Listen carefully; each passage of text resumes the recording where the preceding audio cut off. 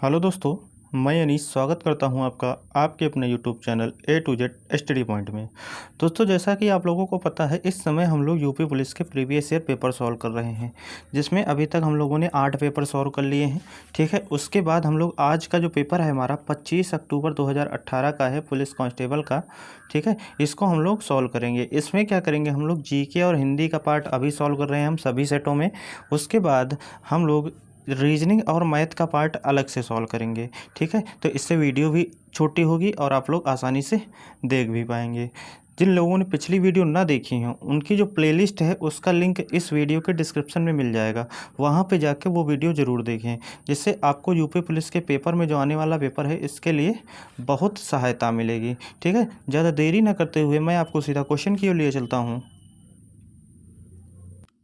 दोस्तों, स्टार्टिंग हम लोग सामान्य ज्ञान से करेंगे, उसके बाद हम लोग हिंदी वाला पार्ट करेंगे। ठीक है, सबसे पहले सामान्य ज्ञान सॉल्व करेंगे। तो सामान्य ज्ञान का जो पहला प्रश्न है हमारा, जकार्ता एशियाई खेल 2018 में शूटिंग में स्वर्ण पदक जीतने वाले 16 वर्षीय सौरभ चौधरी उत्तर प्रदेश के किस जिले से संबंधित हैं? तो ये सौरभ चौधरी की अगर बात करते हैं तो ये मेरठ जिले से संबंधित है। ठीक है, आगे देखेंगे हम लोग, निम्नलिखित में से कौन सी नदी यमुना नदी की सहायक नदी नहीं है? तो इसमें जो है कल्याणी नदी जो है यमुना नदी की सहायक नहीं है। बाकी केन भी है, चंबल भी है, बेतवा भी है। ठीक है, ये सारी कौन किसकी हैं? यमुना नदी की सहायक नदी हैं। आगे देखेंगे, मृदा जिसमें मुख्य रूप से पोटास होती है उत्तर प्रदेश के किस जिले में पाई जाती है? मतलब किस जिले की मिट्टी में पोटास पाई जाती है? तो ये जौनपुर। ठीक है, जौनपुर जो होगा इसका राइट आंसर होगा। आगे देखेंगे, उत्तर प्रदेश का निम्नलिखित में से कौन सा जिला बुंदेलखंड क्षेत्र का हिस्सा है? तो बुंदेलखंड क्षेत्र का जो हिस्सा है वो कौन सा है? महोबा। ठीक है, महोबा। आगे देखेंगे, अशोक स्तंभ में उत्कीर्ण हुए शेर का मुख जिसे भारत सरकार द्वारा राष्ट्रीय प्रतीक के रूप में अपनाया गया है, कहाँ के संग्रहालय में संरक्षित है ये? ठीक है, कहाँ के संग्रहालय में संरक्षित है? तो ये सारनाथ के संग्रहालय में संरक्षित है। अगर इसकी बात करें तो 24 जनवरी जो है, 24 जनवरी 1950 को इसको राष्ट्रीय प्रतीक के रूप में मान्यता मिली थी। किसको? अशोक स्तंभ को। ठीक है, 24 जनवरी 1950 को। आगे देखेंगे, चंदेल शासन के दौरान उत्तर प्रदेश का निम्नलिखित में से कौन सा क्षेत्र जीजक भक्ति या जयहोटी के नाम से जाना जाता था? तो ये कौन सा है? बुंदेलखंड वाला क्षेत्र जो था वो जाना जाता था। आगे देखेंगे, उत्तर प्रदेश को महिलाओं से संबंधित पहली पत्रिका, ठीक है, पत्रिका का नाम 1947 में प्रकाशित करने का श्रेय जाता है जिसके संपादक भारतेंदु हरिश्चंद्र हैं। ठीक है, तो कौन सी पत्रिका थी? बाघबोधिनी। ठीक है, बाघबोधिनी। इसके संपादक कौन थे? भारतेंदु हरिश्चंद्र। आगे देखेंगे, प्रसिद्ध सितार वादक नवाब इनायत खान उत्तर प्रदेश के कौन से ज़िले से हैं? तो ये औरैया से हैं, उत्तर प्रदेश के औरैया ज़िले से हैं। आगे देखेंगे, तीसरी बौद्ध परिषद किस शहर में आयोजित की गई थी? तो तीसरी बौद्ध परिषद जो है पाटलिपुत्र में आयोजित की गई थी। कहाँ पे? पाटलिपुत्र में। अगला जो क्वेश्चन होगा हमारा, भारतीय रिजर्व बैंक की स्थापना किस वर्ष हुई थी? तो भारतीय रिजर्व बैंक की अगर स्थापना की बात करें तो ये 1935 को हुई थी। ठीक है, इसके अगर पहले गवर्नर की बात करें तो असबार्न स्मिथ हैं इसके पहले गवर्नर। ठीक है, असबार्न स्मिथ इसके क्या हैं? पहले गवर्नर हैं। ठीक है, अभी प्रेजेंट टाइम पे गवर्नर की बात करें तो शक्तिकांत दास जो हैं इसके प्रेजेंट टाइम पे गवर्नर हैं। ठीक है, और इसके अगर मुख्यालय की बात करें तो मुंबई में इसका मुख्यालय है, और शक्तिकांत दास जो हैं उनको गवर्नर ऑफ द ईयर 2023 का अवार्ड दिया गया है। ठीक है, किसको? शक्तिकांत दास को। आगे देखेंगे, चेमांचेरी कुम्मीरमण नायर निम्नलिखित में से किस नृत्य रूप के वो उल्लेखनीय नर्तक हैं? ठीक है, तो ये किसके हैं? कथकली के। ठीक है, कथकली। ये कहाँ का नृत्य है? केरल का है। ठीक है, मोहिनीअट्टम भी केरल का है, और भरतनाट्यम की बात करें तो ये तमिलनाडु का है, यक्षगान की बात करें तो ये कर्नाटक का है। ठीक है, आगे देखेंगे, खाद्य और कृषि संगठन कॉर्पोरेट सांख्यिकी डेटाबेस 2016 के अनुसार प्याज के उत्पादन में विश्व स्तर पर भारत की रैंक कौन सी थी? तो भारत की उस समय जो रैंक थी तृतीय थी, लेकिन इस क्वेश्चन का अब हमारा कोई मतलब नहीं है क्योंकि ये करंट से रिलेटेड है। आगे देखेंगे, वर्ष 2017-18 के दौरान भारत के निर्यात में वृद्धि प्रतिशत क्या था? ये भी करंट से रिलेटेड है, ये भी क्वेश्चन आगे पूछा जाने वाला नहीं है, फिर भी इसको हम लोग ऑप्शन कर लेते हैं, 9.8। ठीक है, आगे देखेंगे, भारत के संविधान का निम्नलिखित में से कौन सा भाग नागरिकता से संबंधित है? नागरिकता भाग 2 में दी गई है आर्टिकल 5 से 11 तक, अनुच्छेद 5 से 11 तक नागरिकता का उल्लेख है। आगे देखेंगे, भारत के संविधान के अनुच्छेद 24 के तहत 14 वर्ष से कम आयु के बच्चों को कारखाने के लिए नियोजित नहीं किया जा सकता। ठीक है, अगला देखेंगे, भारत के संविधान का निम्नलिखित में से कौन सा अनुच्छेद राष्ट्रपति के चुनाव की प्रक्रिया से संबंधित है? तो राष्ट्रपति का चुनाव जो है अनुच्छेद 55 में है। किसमें है? अनुच्छेद 55 में है। आगे देखेंगे,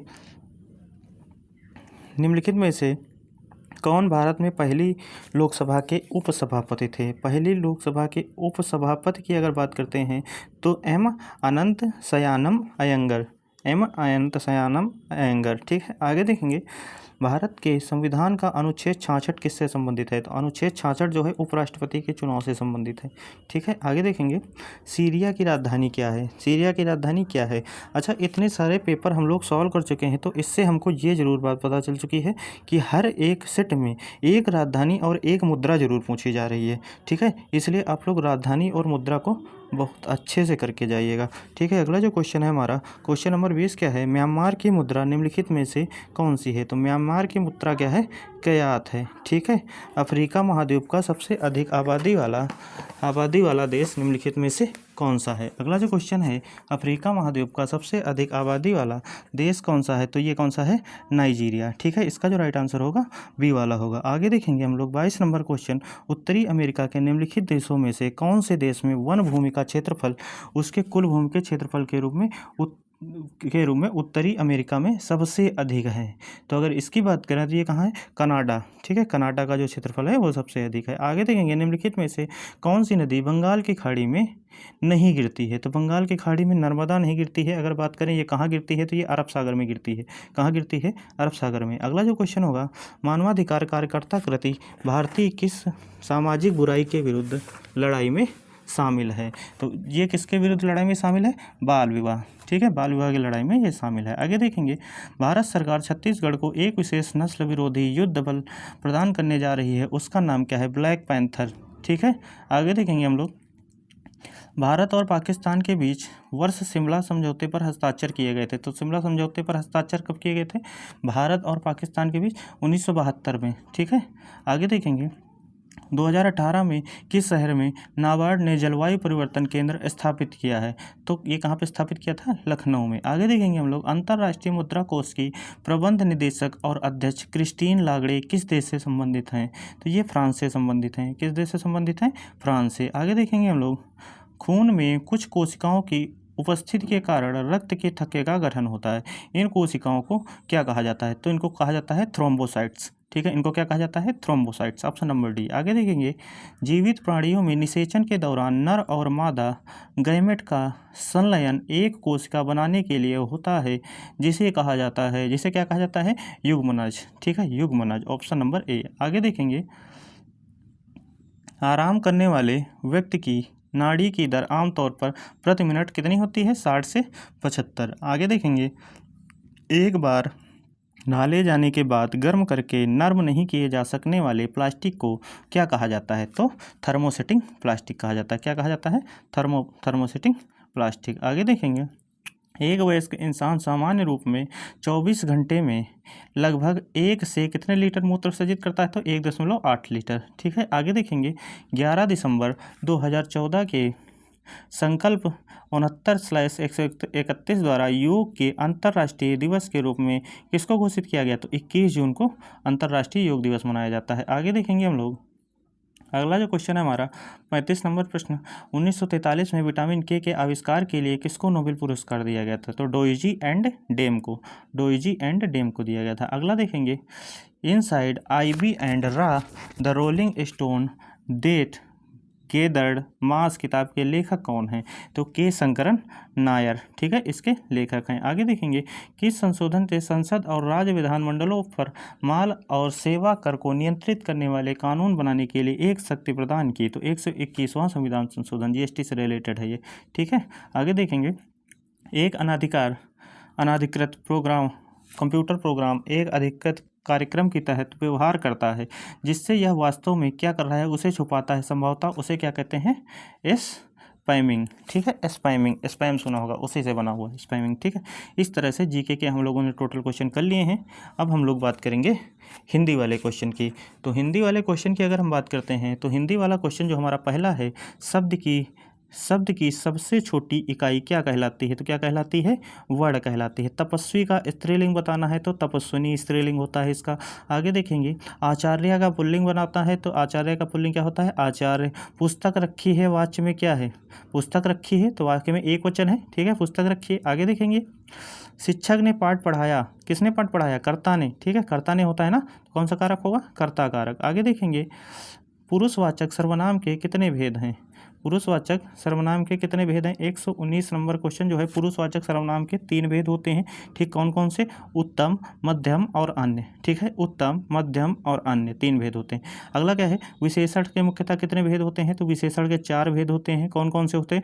गुणवाचक होता है, एक परिमाणवाचक होता है, ठीक है, एक संख्यावाचक होता है, एक सार्वनौमिक होता है, ठीक, कितने? 4। आगे देखेंगे, निम्नलिखित में से कौन सा विशेषण नहीं है? तो नमक जो है इसमें वो विशेषण नहीं है। अगला जो क्वेश्चन देखेंगे हम लोग, क्वेश्चन नंबर 122, किसी कार्य का करने या होने का बोध कराने वाले शब्द क्या कहलाते हैं? क्रिया, ठीक है, क्या कहलाते हैं? क्रिया। अगला जो है, क्या निम्न में से क्या काल कहलाता है? काल जो क्या कहलाता है? घटित होने का समय, क्रिया के घटित होने का समय क्या कहलाता है? काल। आगे देखेंगे, संस्कृत भाषा से हिंदी में बिना परिवर्तन के प्रयुक्त किए जाने वाले शब्द क्या कहलाते हैं?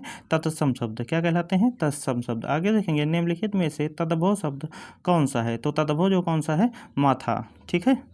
एक तत्सम और तत्सम में पॉइंट बताते हैं आपको, जहाँ पे आधा अक्षर मिल जाए वो 90% पॉसिबिलिटी होती है कि वो तत्सम होंगे, तो इसमें लास्ट में आधा अक्षर नहीं है तो ये हो जाएगा हमारा तद्भव। आगे देखेंगे, समान अर्थ बताने वाले शब्द क्या कहलाते हैं? तो समान अर्थ बताने वाले शब्द क्या कहलाते हैं?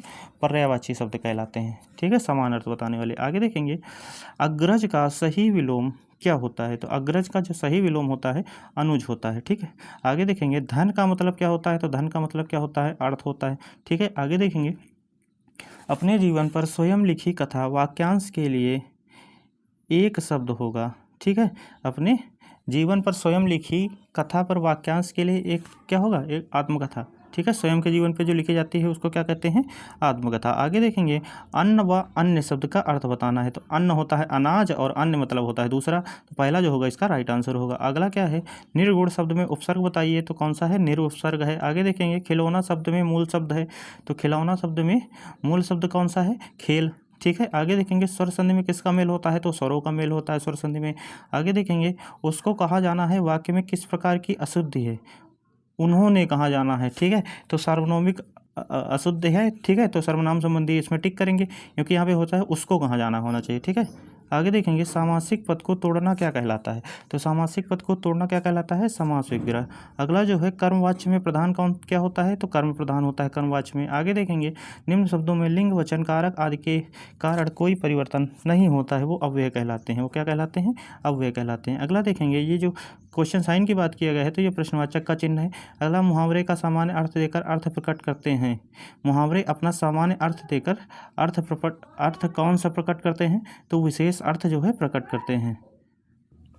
140 नंबर क्वेश्चन जो है, एक पंथ दो काज लोकोक्ति का अर्थ है एक ही काम के दो लाभ होना, एक ही काम के दो लाभ होना। अगला जो है, हास्य रस का स्थायी भाव क्या होता है? तो हास होता है। अगला जो है, कुंडलिया छंद के कितने चरण होते हैं? कुंडलिया छंद में जो है कितने चरण होते हैं? तो कुंडलिया में जो चरणों की बात करें अगर, तो इसमें 6 चरण होते हैं, ठीक है। कितने चरण होते हैं? 6 चरण होते हैं। दोहा और रोला से मिलके बनता है ये, ठीक है, दोहा और रोला से मिलके बनता है, ठीक है।